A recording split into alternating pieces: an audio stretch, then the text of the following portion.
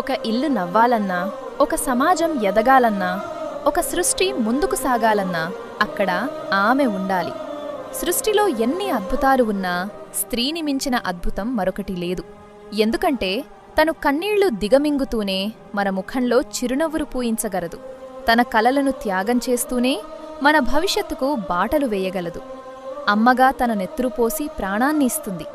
చెల్లిగా ఏ కష్టం వచ్చినా నీకు తోడుగా నిలబడుతుంది. భార్యగా నీ జీవితంలోని ప్రతి భారాన్ని తన సగభాగంగా పంచుకుంటుంది. కూతురుగా ఆ ఇంటికే వెలుగునిస్తుంది. తనకు అలసట ఉండదని, తనకంటూ కోరికలు ఉండవని మనం అనుకుంటాం. కాని ఉదయం నిద్రలేచినప్పటి నుండి రాత్రి పడుకునే వరకు యంత్రంలా పనిచేస్తున్నా ఎవరి దగ్గర ఏమీ ఆశించని నిస్వార్థజీవి ఆమె.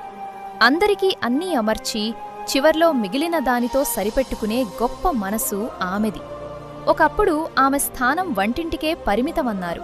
కాని నేడు కుటుంబ భారాన్ని మోస్తూనే సమాజంలో కూడా అడుగుపెట్టింది. ఆకాశమే హద్దుగా అంతరిక్షంలోనూ తన సత్తా చాటుతోంది. ఇంట్లో కన్నీళ్లను తుడుచుకుని బయట ప్రపంచంతో పోరాడి గెలుస్తున్న ప్రతి మహిళ ఒక యోధురాలే. మహిళా దినోత్సవం అంటే కేవలం మార్చి 8వ తేదీన సోషల్ మీడియాలో పోస్టులు పెట్టడం, వాట్సాప్ స్టేటస్లు మార్చడం కాదు. ఆమె నిర్ణయాలకు విలువనివ్వడం, ఆమె కన్నీరు తుడవడం, ఆమె స్వేచ్ఛను గౌరవించడం. సమాజాన్ని నడిపిస్తున్న ప్రతి మహిళకు హృదయపూర్వక అంతర్జాతీయ మహిళా దినోత్సవ శుభాకాంక్షలు.